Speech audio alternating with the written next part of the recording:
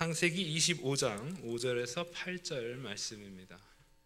아브라함이 이삭에게 자기의 모든 소유를 주었고 자기 서자들에게도 재산을 주어 자기 생전에 그들로 하여금 자기 아들 이삭을 떠나 동방 곧 동쪽 땅으로 가게 하였더라.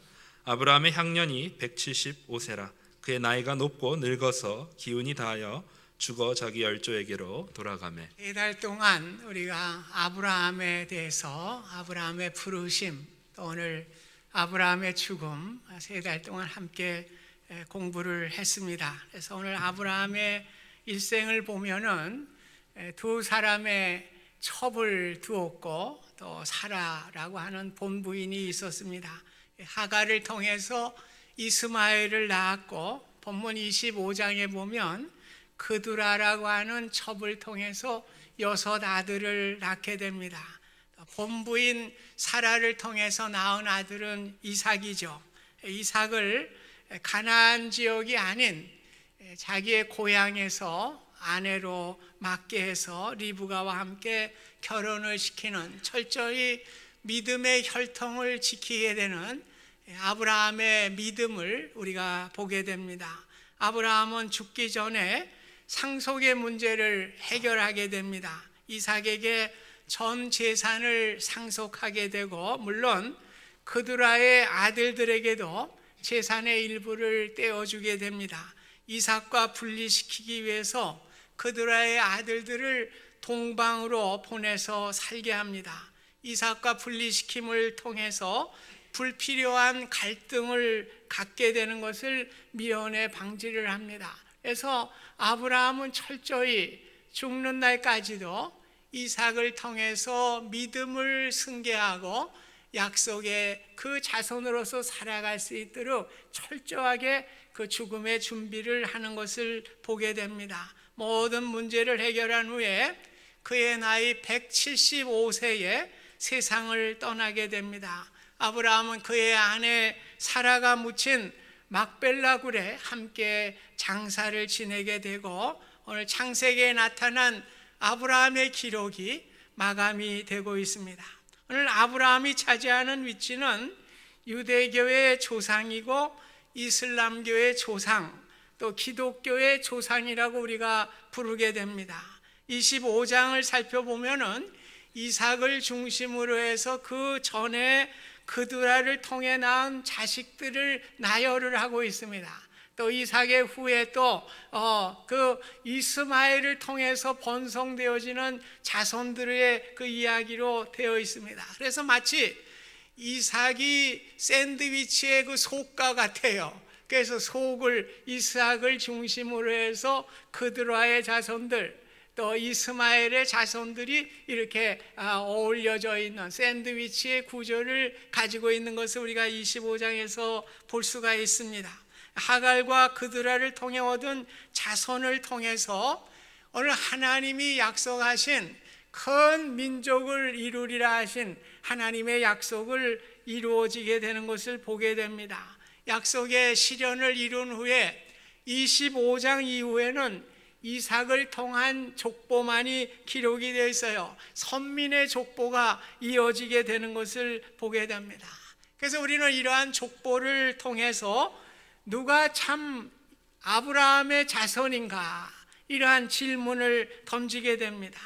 이슬람교를 믿는 사람들은 자신들이 아브라함의 참된 후손들이라고 이렇게 이야기를 합니다. 왜냐하면 그들이 장자인 이스마엘의 자손들이기 때문에, 오늘 아브라함의 장자이기 때문에 자신들이 참 아브라함의 자손이다, 그렇게 이야기를 합니다. 그러나 성경은 이스마엘을 아브라함의 참된 자손으로 여기지 않죠. 왜냐하면 이스마엘은 약속의 후사가 아닌 육체의 여종 하갈로부터 태어난 사람이기 때문에 그렇습니다.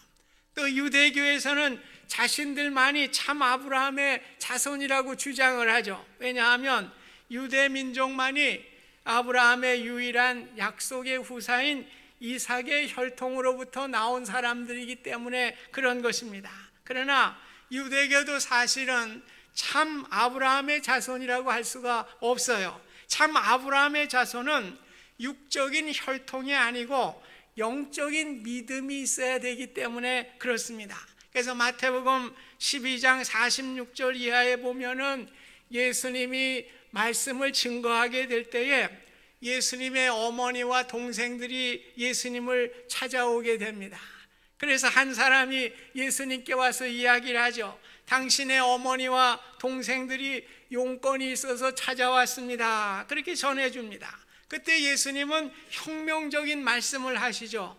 누구든지 하늘에 계신 내 아버지의 뜻대로 하는 자가 내 형제요 자매요 어머니라, 그렇게 말씀을 하십니다. 무슨 말씀입니까?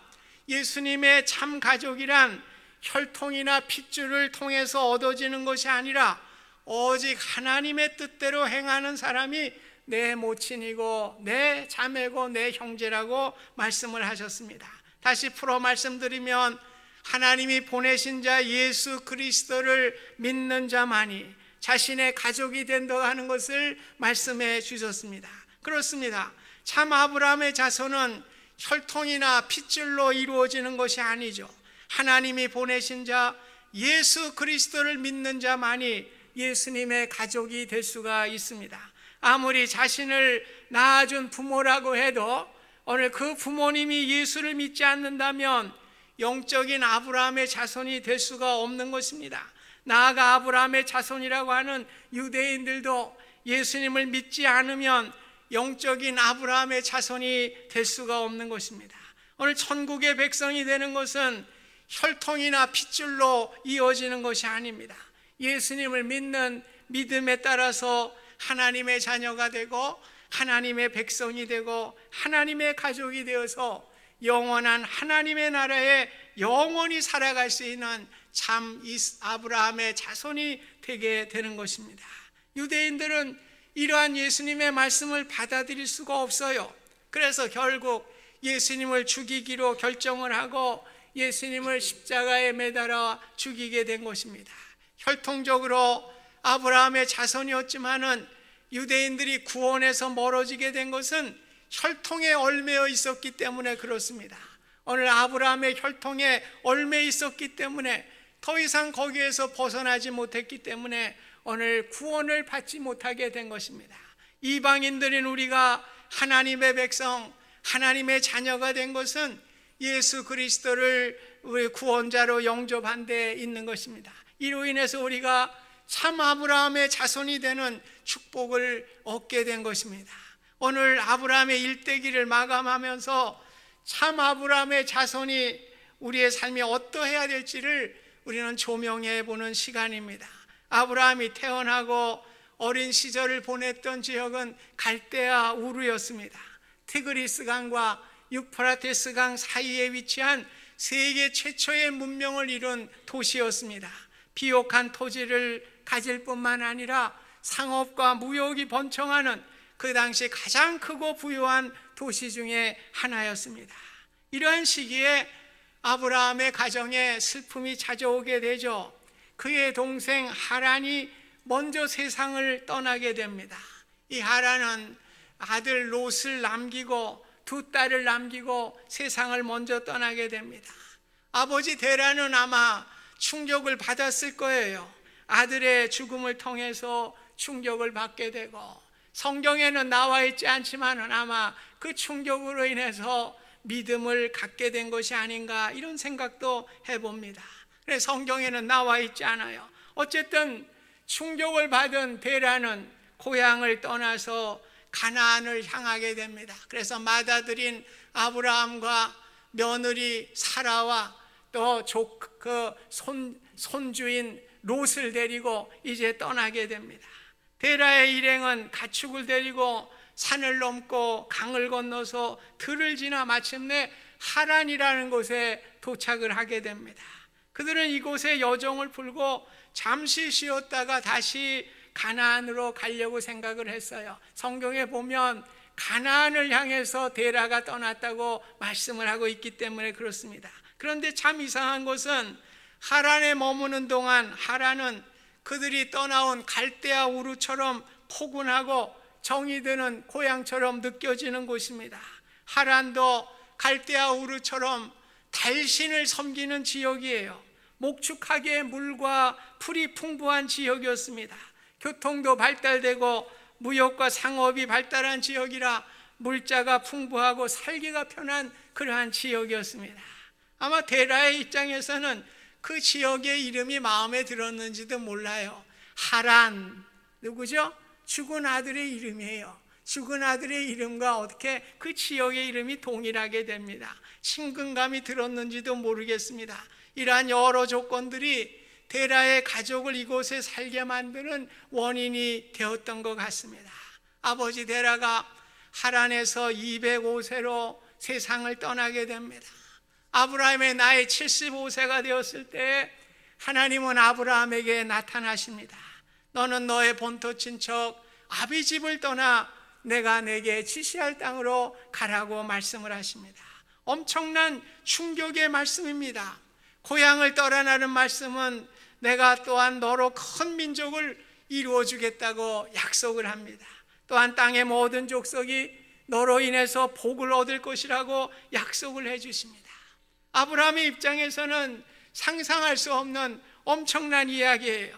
현재 자신에게는 자식도 없는 상황이었습니다. 자식도 없는 자신에게 큰 민족을 이루어 주겠다 약속을 하시니 어처구니 없는 이야기라고 생각을 했을지도 모르겠습니다. 아마 무엇에 홀린 기분이 들었는지도 모르겠습니다.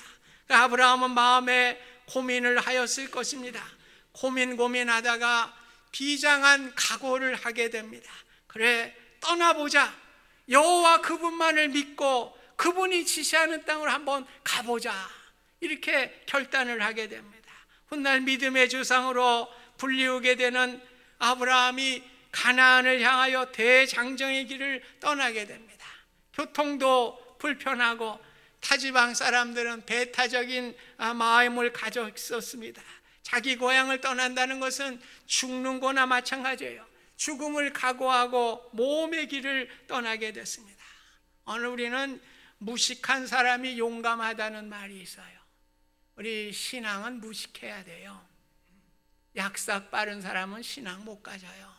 오늘 무식해야 돼요.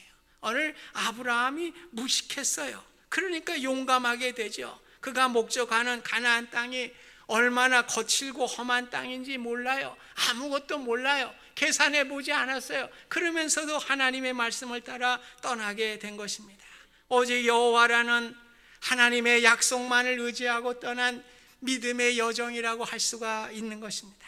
창세기 12장 4절에 보면 이에 아브라함이 여호와의 말씀을 따라갔다고 기록하고 있습니다. 엄청난 구절이에요. 아브라함 한 사람이 믿음으로 순종하게 될 때에 새 구원의 역사가 일어나게 되고 이스라엘 민족을 구원하는 새 역사를 탄생시키게 되는 놀라운 일이 일어나게 된 것입니다. 아브라함은 너를 축복하는 자에게 내가 복을 내리고 너를 저주하는 자에게 내가 저주하리니 땅의 모든 족속이 너로 말미암아 복을 얻을 것이라는 약속을 받았어요. 오늘 아브라함의 손에 쥐어진 열쇠가 무엇입니까? 축복과 저주라고 하는 열쇠를 지금 가고 있어요. 어떠한 위기 속에서도 좌절하지 아니하고 믿음의 순종의 길을 걸어갈 수 있는 것은 무엇입니까? 오늘 축복의 열쇠를 쥐고 있기 때문에 그래요. 오늘 참 아브라함의 자손인 저와 여러분들도 축복과 저주의 열쇠를 쥐고 나아가는 사람들입니다. 아브라함이 하나님의 말씀에 순종하여 믿음으로 나간 것 같이 우리의 손에 쥐어진 것도 축복이라고 하는 천국이라고 하는 열쇠입니다. 또한 많은 이들에게 예수를 믿으라고 할 때 믿지 않을 때 그들에게는 저주의 열쇠가 해당되는 것이죠. 그래서 우리 믿는 자들은 축복과 저주의 열쇠를 쥐고 믿음으로 나아가는 새로운 역사를 살아가는 사람들인 것입니다. 아브라함이 걸었던 믿음의 발자취에서 참된 아브라함의 자손의 삶을 살아갈 수가 있어요. 그래서 우리는 아브라함의 신앙을 따라 두고 떠나는 것, 그래서 멀리 내다보는 그러한 삶을 우리가 보게 되는 것입니다. 두고 떠나는 자만이 진정으로 멀리 내다볼 수가 있는 것입니다. 우리는 위대한 미래의 영원한 나라를 바라보면서 오늘 우리가 이 세상을 떠나가는 사람들입니다. 그럴 때 우리에게 위대한 것들이 보여지게 되고 멀리 볼 수 있는 안목을 우리에게 허락해 주시는 것입니다. 정도의 차이는 있지만 우리가 서 있는 자리, 그 옛날 아브라함이 서 있던 하란의 자리입니다. 하란은 죄와 불의와 속박의 자리였습니다. 우리는 내가 처한 곳에서 늘 여기가 좋사오니 안주하는 삶이 아닌 것입니다. 우리의 떠남은 아브라함과 같이 지역적인 떠남이 아니에요. 오늘 우리에게는 영적인 떠남의 말씀입니다. 늘 하나님의 말씀과 신앙의 양심에 따라 우리의 삶의 자리가 육적이고 세상적이고 불의와 속박의 자리라면 거룩함과 의와 참 자유를 누릴 수 있는 믿음의 자리로 나아가는 것이 바로 오늘 하나님이 지시한 땅으로 나아가는 우리의 모습인 것입니다. 가나안을 향하여 늘 나아갈 때에 참 아브라함의 자손이 될 수 있는 놀라운 은혜를 우리에게 주시는 것입니다. 예수님은 특별히 하나님의 뜻대로 행하는 자가 나의 혈육이라고 말씀을 했습니다. 이 말씀은 아버지의 뜻을 따라 살아가게 될 때에 참 아브라함의 자손이 될 수 있다고 하는 것을 말씀해 주는 것입니다. 예수님은 만왕의 왕이시면서도 호화로운 궁궐에서 태어나지 아니하시고 추한 냄새나는 말구유에서 비천한 종으로 왜 이 세상에 오셔야 했습니까? 예수님은 만유의 주이시면서 높고 높은 하늘의 영광을 마다하시고 이 세상에 오시되 흑암과 사망이 깃든 척박한 땅 팔레스틴에 왜 와야 하셨습니까? 오늘 하나님의 뜻을 이루고 하나님의 기쁨을 전하기 위해서 오신 것이기 때문에 그렇습니다. 누가복음 1장에 보면은 마리아의 찬가가 나와요. 거기에 아브라함의 자손이라고 하는 말이 나와 있습니다. 거기 보면 그의 팔로 힘을 보이사 마음의 생각이 교만한 자들을 흩으셨고 권세 있는 자를 그 위에서 내리쳤으며 비천한 자를 높이셨고 줄이는 자를 좋은 곳으로 배불리셨으며 부자는 빈손으로 보내셨도다. 그 종 이스라엘을 도우사 국률이 여기시고 기억하시되 우리 조상에게 말씀하신 것 같이 아브라함과 그 자손에게 영원히 하시리로다. 오늘 교만한 자들은 누구입니까? 바리새인과 서기관들, 율법학자들을 말합니다. 권세 있는 자는 누구입니까? 로마 총독을 비롯해서 로마 정권의 빌부터 먹고 사는 자들을 말하고 있습니다. 오늘 우리 주님은 이들을 내리치신다고 말씀을 했습니다. 반면에 비천하고 줄이는 자들을 높여주시고 그들을 배불리게 하신다고 말씀했습니다. 가난하고 억누리고 소외된 이들에게 복음의 기쁨의 소식이 전해지게 될 것을 말씀하고 있습니다. 이들이 아브라함의 자손이에요. 이들이 참 아브라함의 자손입니다. 이들이 영원히 기억되고 국류를 베푸신다고 오늘 말씀해 주고 있습니다. 예수님은 산상수훈의 첫 번째가 무엇입니까? 심령이 가난한 자는 복이 있나니 천국이 저희 것임이라고 말씀해 주셨습니다. 예수님 천국 즉 하나님 나라를 안고 오신 하나님 나라의 왕이십니다. 그분에게 마음을 비우고 그 빈 마음에 예수님을 모시고 사는 사람은 천국 즉 하나님의 나라를 소유하게 된다고 하는 말씀인 것입니다. 반면에 마음 중심의 세상 나라의 것들, 권세나 재물이나 지식이나 이러한 것들을 왕으로 모시고 사는 사람은 천국을 안고 오신 예수님을 마음의 자리에 모실 수가 없는 것이에요. 그들은 하나님 중심, 그리스도 중심으로 살아가는 사람이 아니라 자기 중심, 세상 중심으로 사는 사람들이기 때문에 천국을 소유할 수가 없는 사람들입니다. 반면에 비천한 자를 높이시고 줄인 자에게 배를 비우시고 국률이 여기심을 기억하고 믿음으로 사는 자에게 아브라함과 같이 참 아브라함의 자손이 되는 영원히 함께 하시는 약속을 우리 주님이 해 주신 것입니다. 얼마나 놀랍고 축복된 일입니까? 말씀이 육신이 되어 우리 가운데 거하심에 우리가 그 영광을 보니 아버지 독생자의 영광이요 은혜와 진리가 충만하더라고 말씀하고 있습니다. 우리 주님은 높고 높은 하늘의 자리를 버리시고 육체의 몸을 쓰시고 이 세상에 오셔서 십자가를 지시고 우리를 구원하신 것, 이것이 아버지 독생자의 영광이라고 성경은 증언하고 있습니다. 예수님의 영광은 저 낮은 곳입니다. 오늘 우리를 위해 구원하시기 위해서 십자가를 지시기 위해서 이 땅에 오신 것이 오늘 하나님의 영광인 것을 성경은 말씀해 주고 있습니다.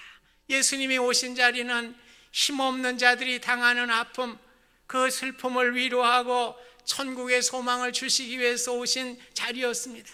이것이 아버지의 가장 큰 영광이라고 말씀하고 있습니다. 구원을 위해 비천한 몸으로 오신 주님이 가장 아버지의 영광이 되는 아름다운 역사가 이루어지게 된 것입니다. 참 아브라함의 자손이 누구입니까? 아브라함과 같이 믿음으로 미래를 향하여 나아가는 사람입니다. 죄의 자리에서 의로움의 자리로, 불의의 자리에서 거룩한 자의 자리로 나아가는 사람, 그 사람이 바로 참 아브라함의 자손인 것입니다. 하나님의 뜻을 따라 세상에 오셔서 십자가까지 지신 하나님의 뜻에 순종하는 사람입니다. 오늘 대강절 주님을 기다리는 절기에 이 땅에 오신 주님을 바라볼 수 있긴 바랍니다. 힘없는 자들의 아픔과 슬픔을 위로하고 천국의 소망을 바라보며 나아가는 참 아브라함의 자손이 되실 수 있기를 주님의 이름으로 부탁드립니다. 이 시대는 우직하게 믿음으로 사는 사람이 많은 이들에게 감동을 줄 수 있어요. 오늘 우리 신앙이라고 하는 것은 약삭빠르게 살아가지고는 우리가 감동을 줄 수 없어요. 주님의 빛을 줄 수가 없는 것입니다.